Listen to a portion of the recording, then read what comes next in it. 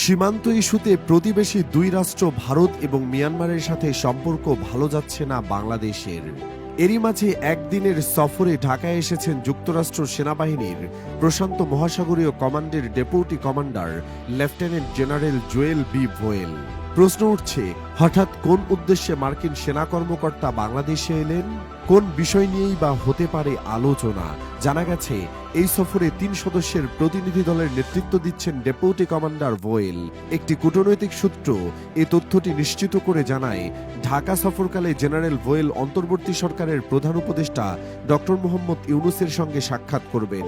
এছাড়া বাংলাদেশ সেনাবাহিনীর ঊর্ধ্বতন কর্মকর্তাদের সঙ্গে বৈঠক করারও কথা রয়েছে তার। সেই সাথে মার্কিন এই ঊর্ধ্বতন সামরিক কর্মকর্তা অস্থিতিশীল আঞ্চলিক ইস্যু নিয়ে আলোচনা করবেন।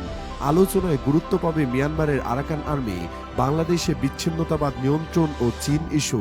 ঢাকার কূটনৈতিক মহলের দাবি, প্রধান উপদেষ্টার আসন্ন চীন সফরের আগে যুক্তরাষ্ট্রের ঊর্ধ্বতন সামরিক কর্মকর্তার বাংলাদেশ সফর বিশেষ তাৎপর্যপূর্ণ।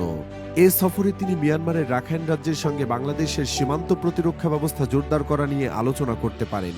বাংলাদেশের সাথে ভারত এবং মিয়ানমার দুই দেশ সীমান্ত ভাগাভাগি করে, কিন্তু সম্প্রতি রাখাইন রাজ্যের উত্তেজনা ক্রমশ বৃদ্ধি পাচ্ছে। আর আগামী দিনে রাখাইন আর্মি বড় একটি সামরিক অভিযান শুরু করতে পারে বলেও ধারণা করা হচ্ছে। ঠিক এমন পরিস্থিতির মাঝে lieutenant general Joel B Vowell তার দলের সঙ্গে ঢাকায় এসেছেন।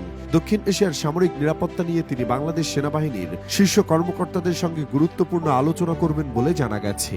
লেফটেন্যান্ট জেনারেল ভোয়েল আফগানিস্তান এবং ইরাকে 3টি যুদ্ধকালীন সফর করবেন, তাই সামরিক নিরাপত্তাজনিত নানা বিষয়ে তার অভিজ্ঞতার ভান্ডার বেশ সমৃদ্ধ।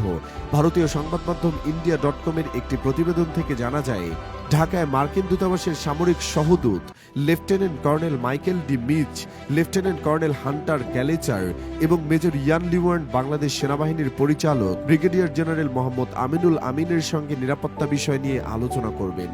মূলত আরাকান আর্মি রাখাইন রাজ্যের সিটওয়ে, কাউকুফ এবং মাওগাওইন এই 3টি প্রধান শহর আক্রমণ করতে প্রস্তুতি নিচ্ছে বলে জানা গেছে। এই শহরগুলোতে মিয়ানমার সামরিক বাহিনীর শক্ত অবস্থানও রয়েছে, যার ফলে বিশ্লেষকদের ধারণা লেফটেন্যান্ট জেনারেল ভোয়েলের বাংলাদেশ সফর বিশেষভাবে গুরুত্বপূর্ণ, কারণ তিনি রাখাইন রাজ্যের পরিস্থিতি, বিশেষ করে আরাকান আর্মির সম্ভাব্য কার্যক্রম সম্পর্কে ধারণা নিতে এবং বাংলাদেশ সেনাবাহিনীর সহায়তায় নিরাপত্তা পর্যালোচনা করবেন। ইন্ডিয়া.কমের প্রতিবেদন অনুযায়ী বাংলাদেশের নিরাপত্তা বিশ্লেষকরা ধারণা করছেন যে রাখাইন রাজ্যের যে কোনো ধরনের সংঘাত বাংলাদেশের ওপর সরাসরি প্রভাব ফেলতে পারে। বিশেষ করে সীমান্তের কাছাকাছি অবস্থিত বাংলাদেশ সেনাবাহিনীর ইউনিটগুলোর জন্য এটি বড় একটি হুমকি হয়ে দাঁড়াবে বলে আশঙ্কা করেছেন তারা। তাদের মতে বাংলাদেশ সেনাবাহিনীর উচিত সীমান্তে নিরাপত্তা ব্যবস্থা আরও শক্তিশালী করা, যাতে আরাকান আর্মি এবং মিয়ানমারের সেনাবাহিনীর মধ্যে সংঘর্ষের প্রভাবে বাংলাদেশে শরণার্থী প্রবাহ বৃদ্ধি না পায়।